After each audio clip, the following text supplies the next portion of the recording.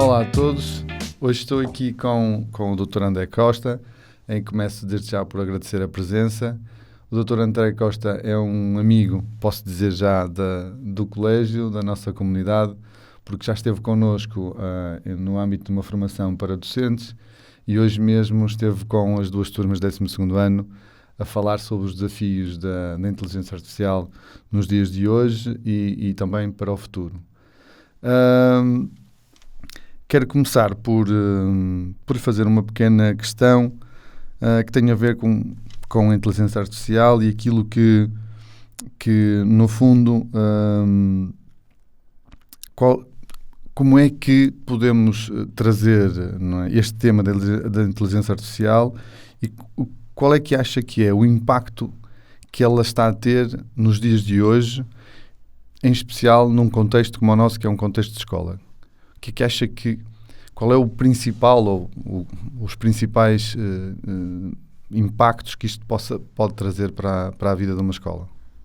Olá a todos, obrigado pelo convite, obrigado César aqui pela apresentação e pelo convite do colégio para estar presente, é sempre um gosto, sou de facto um amigo e gosto muito de estar aqui convosco a partilhar tudo isto que se está a passar, a explorar também, seja com os professores, como já fizemos no passado, e hoje com muito gosto com os alunos e agora aqui também no podcast que estamos a fazer. E é inegável que a inteligência artificial está a ter um impacto muito grande em todos os setores e incluindo também na educação. Apesar de acreditar que isto é apenas a pontinha do iceberg, é apenas o início, os primórdios. Faz lembrar quando estávamos na internet nos anos 90, em que, já se via ali qualquer coisa a acontecer, mas era meio que experimental, ou a Amazon tinha 10 mil utilizadores, uma coisa incrível. Claro que uma brincadeira aos olhos de hoje, mas mesmo assim está a causar impacto. Os mais otimistas verão o copo meio cheio, e a dizer está a causar um impacto positivo. Os estudantes nunca tiveram tanto acesso a informação estruturada, organizada, de qualidade e que podem aprender, além das aulas, ainda aprender mais com estas ferramentas. Se calhar quem vir o copo meio vazio poderá dizer que os estudantes nunca tiveram acesso a passar nas avaliações ou tentar de alguma forma não aprender também graças a estas ferramentas. Elas dão para os dois lados, mas de facto é algo que, antes de mais, e creio que o mais importante de tudo, e que vocês fazem muito bem, é assumir esta realidade, porque ela ainda não é de facto assumida, ainda não é visível, embora toda a gente fale do impacto da IA na educação. Poucas organizações estão de facto a ter formação, a interagir sobre essa questão. Então eu diria que o primeiro passo para podermos ter algum controle sobre tudo aquilo que se está e que se vai continuar a passar é o assumirmos que está a haver um momento disruptivo na educação, seja para docentes, seja para os estudantes. Sem dúvida, sem dúvida. Nós no nosso caso, e fruto daquilo que tem sido o caminho, eu quero acreditar um caminho de evolução, enquanto escola, nós com o desenhar daquilo que nós chamamos o nosso projeto digital, nós fizemos-lo porque acreditamos que estamos a dar o passo correto, mas esta caminhada do digital, nós achamos mesmo que temos que preparar os nossos alunos para aquilo que é o futuro, e nós sabemos que o futuro pode ser qualquer coisa, inclusive pode ser alguma coisa que ainda nem sequer existe. E neste caminho que estamos a fazer no nosso modelo digital, surge a IA como a novidade agora dos nossos tempos, ou pelo menos a utilização massificada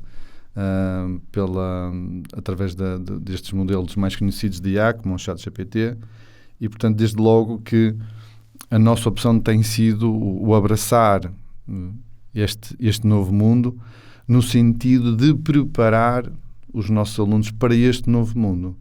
Muito mais do que utilizar porque é novidade ou porque achamos que vai ser o futuro, porque nós não sabemos qual vai ser o futuro. Sim.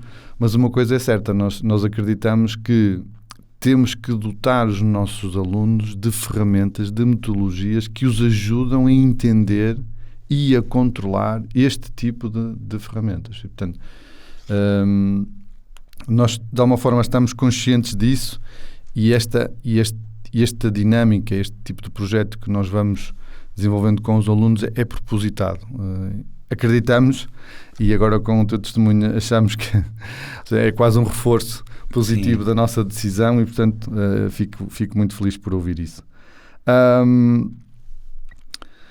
Um tema se calhar mais polémico e se calhar também sensível, que é o que se ouve muitas vezes nos corredores de uma escola, entre professores, quando este tema do IA surge e quando nós assistimos a formações sobre IA, há sempre aquela nuvenzinha que surge no nosso pensamento que é, isto se calhar um dia vai substituir alguma coisa nas escolas, isto se calhar algum dia vai tirar aqui algum daquilo que tem sido o papel central na educação, que é a figura do professor.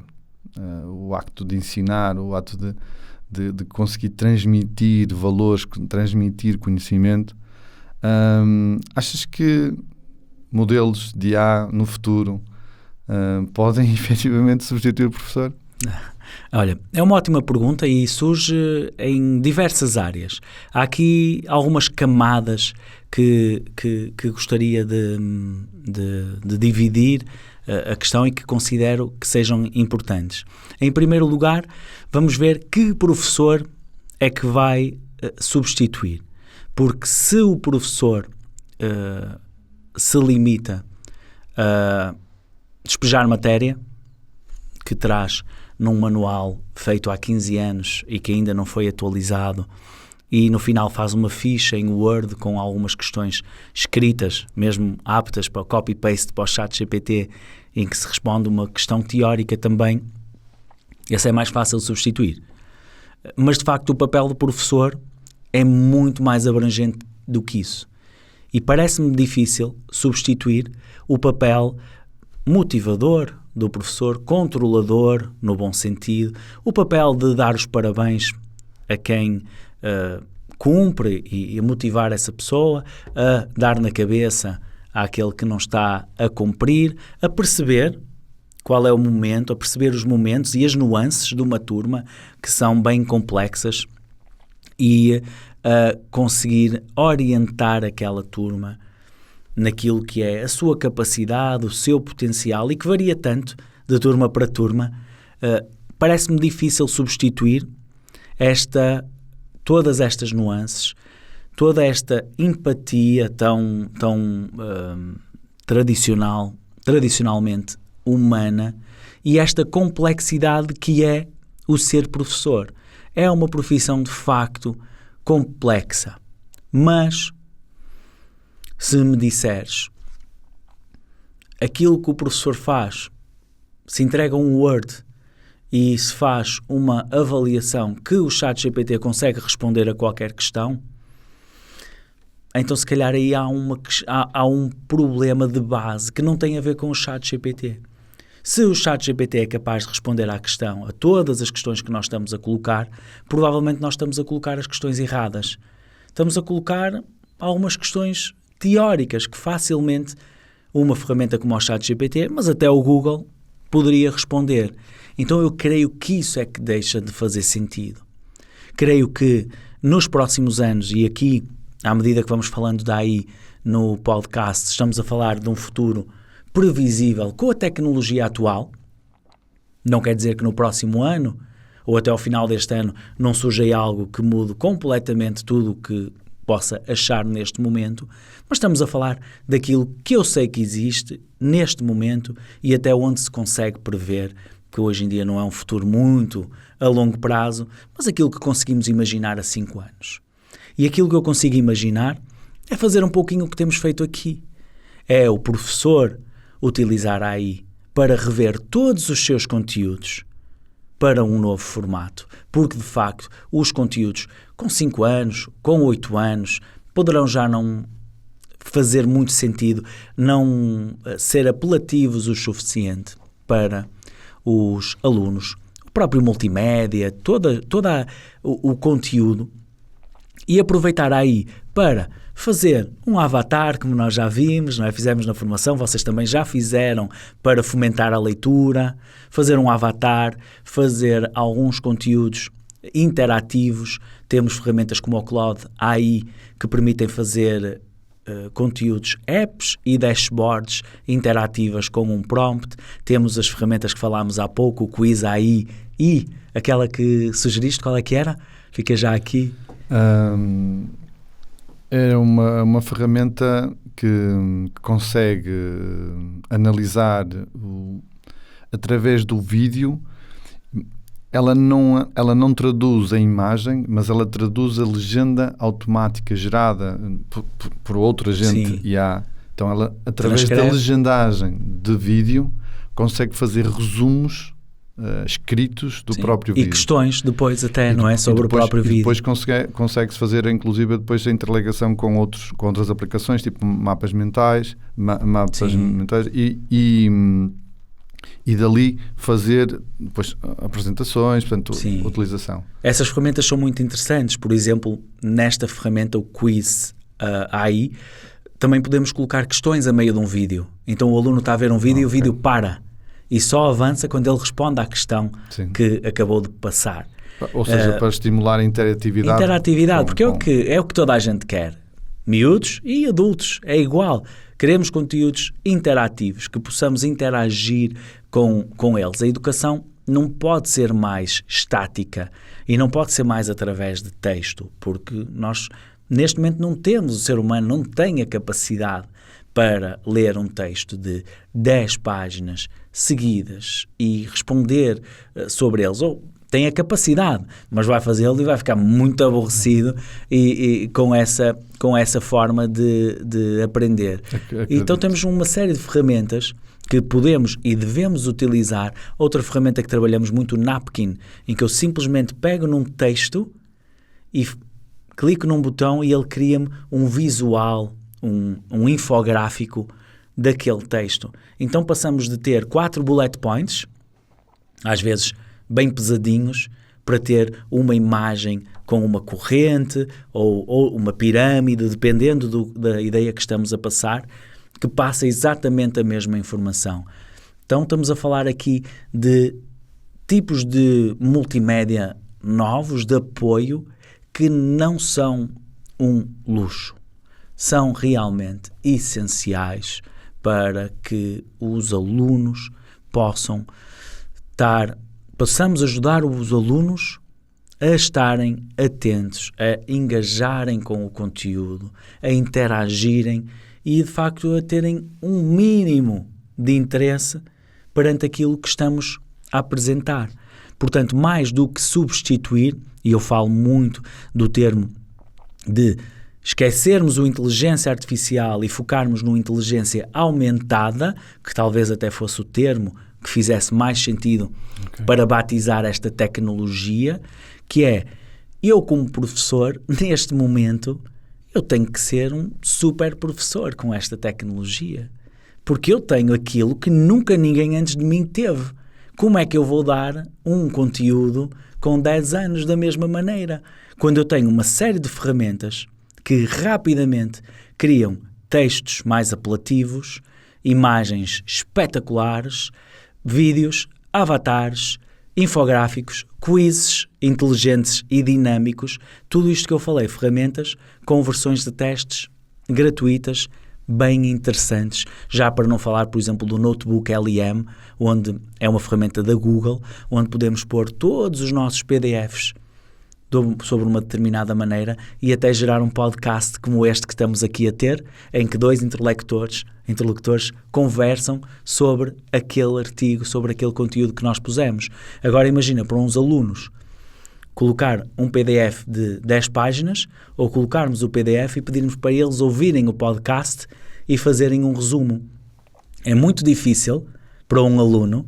O aluno fica todo contente, até parece que estamos mesmo a pensar nele, porque o conteúdo fica mais agradável. Mas repara, como é que um aluno vai forjar uma avaliação como esta que eu lhe pedi, para ouvir um podcast e comentar com sentido crítico? Aquele podcast não dá para pôr no ChatGPT como um texto. Dá para ele ligar o telemóvel no modo voz, mas isso é muito trabalhoso, quase que dá mais trabalho do que fazer a tarefa. Então aqui o que é que estamos a fazer? Por um lado, a criar um conteúdo mais apelativo, mas por outro, a fazer uma avaliação que o ChatGPT não consegue fazer. E obriga, no bom sentido, o aluno a ouvir o podcast. Ele também vai gostar, 10 minutinhos, ouvir, tomar uns apontamentos e no final dizer o que é que achou daquele podcast e aprender, não é? Que é esse o nosso objetivo. Nós temos sentido que cá na escola uma mudança que é muito interessante, que é a realização dos trabalhos de casa. Portanto, estamos a falar de tarefas que são típicas numa escola, na relação que existe pedagógica entre o professor e o aluno, que sempre existiu e que eu quero acreditar que vão continuar a existir. Sim. Agora, a forma como isto acontece é que está a mudar. E aproveitando este exemplo agora daquilo que é o conteúdo que um professor pode utilizar, a forma como ele vai partilhar isto com os seus alunos, está a acontecer também ao contrário, que é, nós temos assistido muitos alunos responderem aos TPCs da disciplina A, B ou C através das formas mais criativas, através de vídeos, através da narração, nos trabalhos de grupo. Temos assistido, inclusive até a utilização desta própria sala, para fazerem pequenas encenações, quase como mini peças de teatro, em que aquilo que está a ser encenado é a resposta ao desafio de uma determinada disciplina. É algo muito, muito rico que estamos a assistir. Sim. Esta mudança é um privilégio, inclusive, poder assistir a esta transformação dentro de uma escola. Nós somos de uma geração em que os TPCs eram escritos a papel e caneta e não passava disto.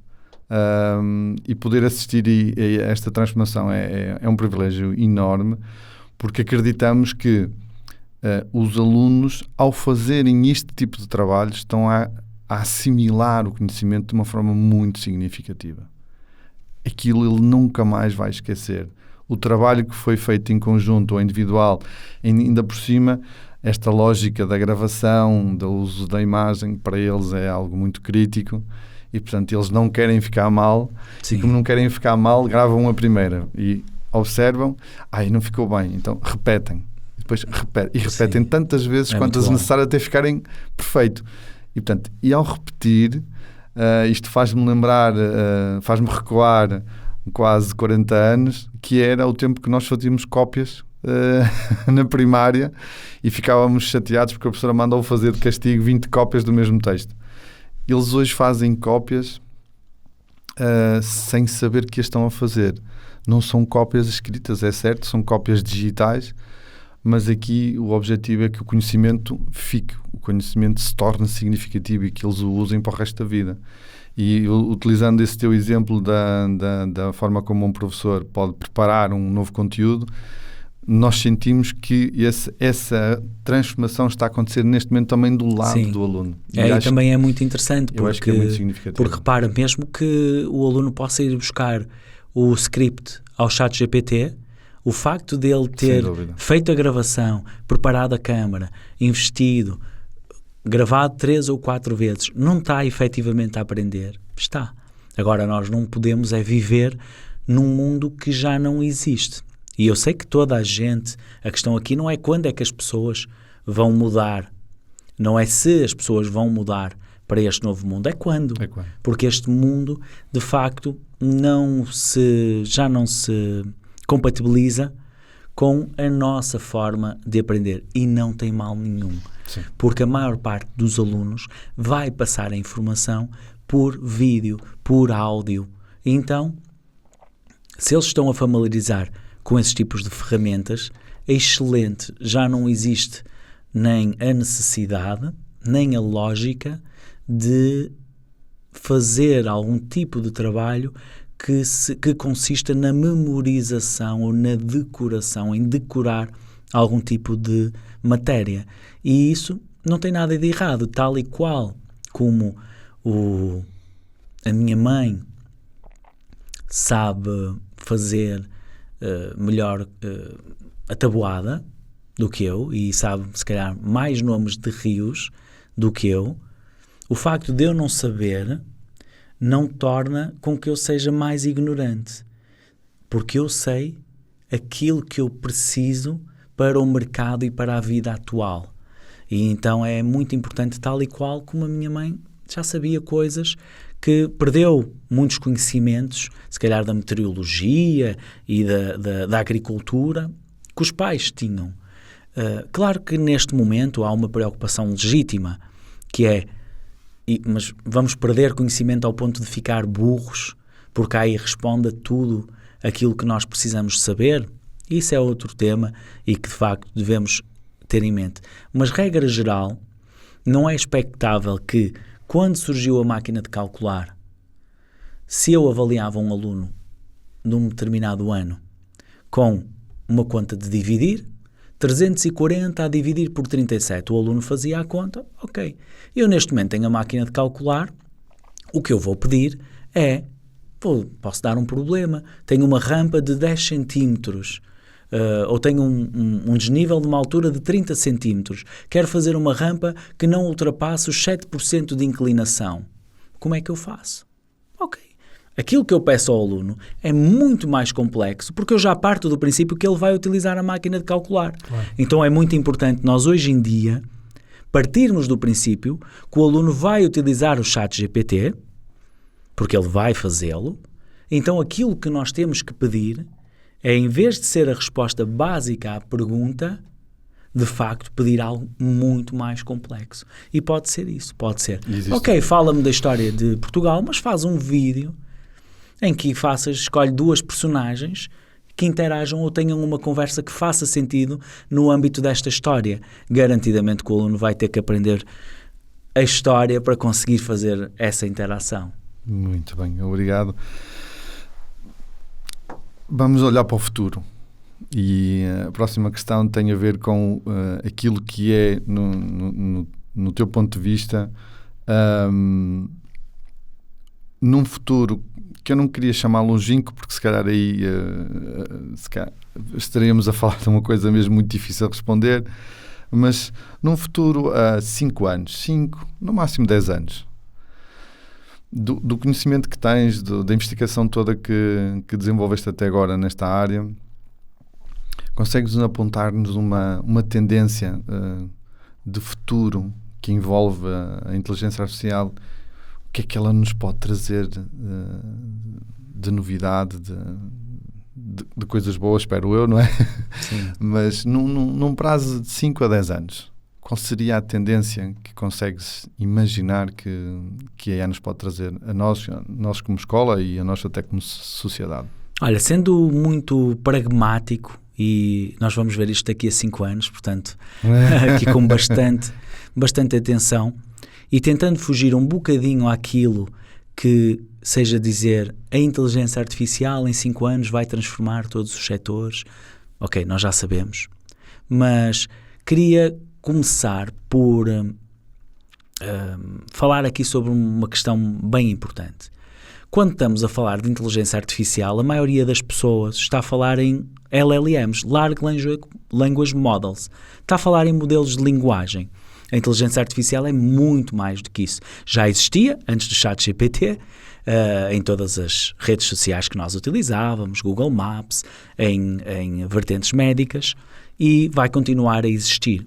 Os LLMs, que fizeram uma evolução incrível, como o ChatGPT, estão neste momento a chegar a um ponto em que mais energia, mais poder computacional não gera o equivalente em resultados. Então estamos aqui num momento um bocadinho diferente. Se até agora cada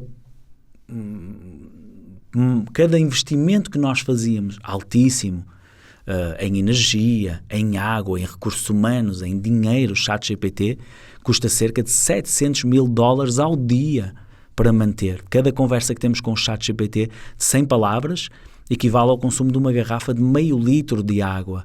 E em energia nem vamos falar, não é? Os gráficos, se virmos as previsões para os próximos anos, são assim a pico o consumo de energia. E se nos fez chegar até ao ChatGPT, não é seguro, ou em princípio, dobrar o nível de investimento não vai dobrar o nível de resultados que nós estamos a obter com estas ferramentas. Ao mesmo tempo, nos primórdios da internet, entre os anos 90 e os anos 2000, também surgiu uma onda incrível de inovação em que se especulava ou era expectável ter meios de pagamento automáticos, falar entre dispositivos por vídeo e uma série de coisas que na altura eram bastante futuristas e que se pensava que iam estar disponíveis ali ao virar da esquina. Chegou o ano 2000 e nada disso aconteceu. E rebentou a bolha tecnológica, onde metade das empresas de tecnologia fecharam e a Amazon, por exemplo, a ação chegou a valer $11 nessa altura, ou $12, porque as empresas estavam hipervalorizadas na expectativa daquilo que a internet ia trazer. A internet entregou, mas 20 anos depois daquilo que naquela altura se falava. Eu, olhando para a história, tenho em crer, e para a tecnologia, tenho em crer que os LLMs vão continuar a crescer na utilidade, principalmente por casos específicos de uso e a integração mais multimodal. O ChatGPT já aceita imagens. Quando aceitar vídeos, fica mais interessante poder interagir sobre o vídeo em vez de só pela imagem. PDFs, já aceita. Excel, quantos mais funcionalidades tiver, mais interessantes vão ficar estas aplicações e também na personalização ao caso de uso. Portanto, nós vamos ganhar algum valor por aí. Não sei se neste momento há quem diga que existe um hype também, uma bolha da inteligência artificial, em que as expectativas que se colocam a muito curto prazo, incluindo ao alcance da inteligência artificial geral, como diz o Sam Altman, várias vezes, que está sempre a 6 meses. Daqui a 6 meses nós estamos na inteligência artificial geral. E é assim um statement bem forte, porque um LLM não é uma inteligência artificial geral. Eu diria que está bastante longe disso. É um sistema informático bem complexo, bem trabalhoso, que realmente nos tem permitido algumas coisas interessantes. Portanto, eu diria que nós estamos numa fase mesmo muito inicial, nos primórdios do uso dos LLMs e da inteligência artificial. Creio que vão aparecer e continuar a aparecer alguns softwares que acrescentem realmente valor no dia-a-dia das pessoas, o que nem sempre tem acontecido. Há estudos que indicam que 60% das empresas que utilizam ou que investiram em LLMs estão ligeiramente insatisfeitas ou não conseguiu cumprir as expectativas que as empresas tinham, porque as expectativas eram altíssimas, que o LLM ou que o modelo de linguagem ia transformar a empresa assim num ápice, e isso não aconteceu. Na educação acredito que também não vai acontecer. Acredito que, de facto, é muito importante que a educação se comece a adaptar, como tem feito, como quando apareceu o Google e os computadores. Houve uma transformação na forma como nós ensinamos. Vocês aqui hoje em dia têm tablets para toda a gente, mas a base não mudou, não transformou. Temos um horário, a aula das 8 às 9, a forma como nós fazemos as coisas tem evoluído e eu acredito que vai evoluir também. Acredito que cada vez vamos ter ferramentas mais úteis, vamos utilizá-las mais, não de forma isolada como estamos a fazer, e principalmente, o que é que eu acho que seria um objetivo muito bem alcançado, por exemplo, num prazo de 5 anos? em vez de termos estas ferramentas todas isoladas, com que temos que andar a saltar, termos realmente os agentes de IA, que é algo que está na ordem do dia, e eu ter um agente de IA de um grande player da Microsoft que integra todas estas ferramentas. Eu não preciso saber o nome de todas. O meu trabalho e da comunidade super-humano, olha, deixa de existir, porque o nosso trabalho e o nosso entusiasmo é mesmo experimentar e dar a conhecer. Mas o que eu acho que seria realmente útil e uma evolução muito boa, apesar de bem discreta, seria integrar todas as ferramentas num agente e eu dar ao agente o meu objetivo e não todas as tarefas individualmente. Eu gostava de dar o objetivo, e acredito que seja por aí um ponto de evolução. Eu dou o objetivo, quero criar uma aula de Python. E digo quais são os conteúdos que eu gostaria, e o agente cria-me o vídeo com o avatar, cria-me as imagens, cria-me o quiz interativo, cria-me numa página uma sebenta com os conteúdos, cria-me tudo isto para eu não ter que estar individualmente a saltar de ferramenta em ferramenta. E tu sabes, nós quando demos aqui a formação, demos umas 12 ferramentas muito interessantes e que dão muito jeito, mas obviamente que é muito trabalhoso e até dispendioso se formos a ter as subscrições de todas. Portanto, o que eu considero que seria muito interessante, e não é nada futurista e iPad, se calhar como vemos aí alguns conteúdos bem mais, daqui a 5 anos, não é aquele estilo Elon Musk, não é? Vamos estar em Marte e já estou a dar aulas lá. Eu acho que se calhar isso não será assim, é normal, está provado cientificamente que o ser humano tende a sobrevalorizar a tecnologia a curto prazo e a subvalorizar a longo prazo.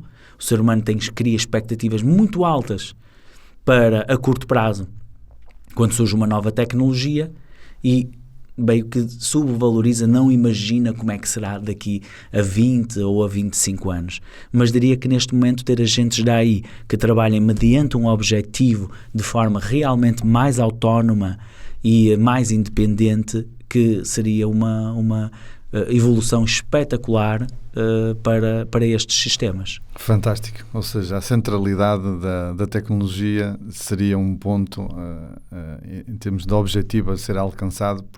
Eu partilho desta tua visão e desta tua projeção, porque efetivamente o tempo que cada um de nós ainda despende a tentar perceber, a tentar investigar, a tentar numa busca de melhoria dos nossos próprios processos, vamos à procura de soluções e efetivamente há um tempo que é gasto a fazer isso, e existindo essa centralidade, eu acho que todos realmente ficávamos a ganhar com isso, e portanto efetivamente nós estaríamos a passar o trabalho mais chato de todos estes processos para a máquina, e a máquina depois nos daria um output que seria interessante. Sim, porque há uma frase muito engraçada que diz algo do género: eu quero que a AI faça as minhas tarefas chatas para eu ter tempo para as criativas. E se tu reparares neste momento, o que está a acontecer é um bocadinho o contrário.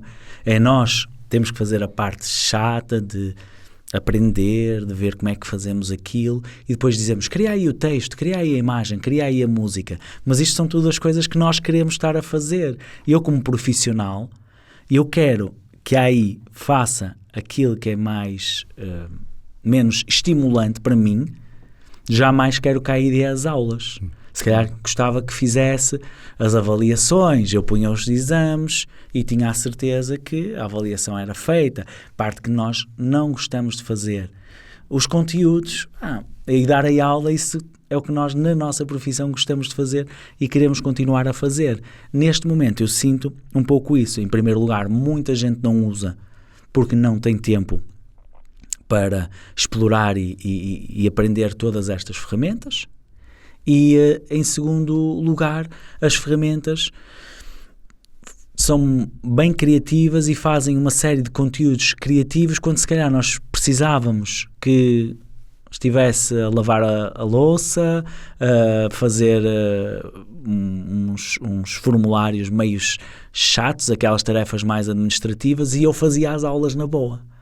Então acho que também passa um bocadinho por aí, é tentar, que criar uma imagem e um vídeo, como eu às vezes faço nas formações, gera muito impacto e dá aquele fator, uou, ok, isto é fixe, criar um vídeo mesmo realista. Mas eu ainda não tenho bem uso para isso. Na maior parte das situações não há um caso de uso relevante para isso. E há uma série de casos de uso que há aí não têm gerado tanto impacto, ou pelo menos não geram aquele hype, mas que são bem interessantes. Por exemplo, na China eu mostro sempre um robô nas formações, que nós colamos um robô na janela e ele limpa os vidros todos, calcula, tem AI para calcular o espaço e limpa o vidro, fica lá o dia todo a limpar o vidro sozinho. Não é assim tão entusiasmante como estas coisas que falamos, mas se ele estiver a limpar os vidros e como temos o Romba a limpar a casa, eu estou a fazer as aulas, já está excelente, já é uma grande ajuda. Portanto, acho que também passa um bocadinho por aí. Concordo em absoluto. Acho que o futuro nesta área vai trazer ou pelo menos estamos na esperança que nos vai trazer um bem-estar diferente, dando-nos tempo para, efetivamente, para as coisas em que nos sentimos verdadeiramente úteis e as tarefas mais domésticas ou mais rotineiras, e efetivamente que nos ajuda nesse processo de automatização e que nós passemos a ser mais humanos, porque sim, essa é a vertente que a máquina ainda não consegue fazer e, portanto, não consegue ser humana, só consegue replicar aquilo que nós lhe mandamos fazer. Bom, eu acho que a conversa até agora foi super interessante. Eu acho que contribuímos com esta nossa conversa para um bocadinho um abrir deste mundo, que eu acredito que seja um mundo fantástico no âmbito da inteligência artificial e das tecnologias de hoje e do futuro. Resta-me agradecer de coração esta conversa contigo, e se calhar no futuro, quem sabe, ainda vamos ter uma parte 2 deste podcast. Sim. Porque mais que não seja daqui a 5 anos, para ver se a tua previsão... Se já avançamos assim tanto e já estamos em Marte, ou se realmente ainda estamos aqui na Terra e a fazer o nosso trabalho, de preferência menos do trabalho chato, mas continuarmos a fazer o nosso trabalho criativo e habitual, sem dúvida. Muito obrigado. Obrigado. Até à próxima.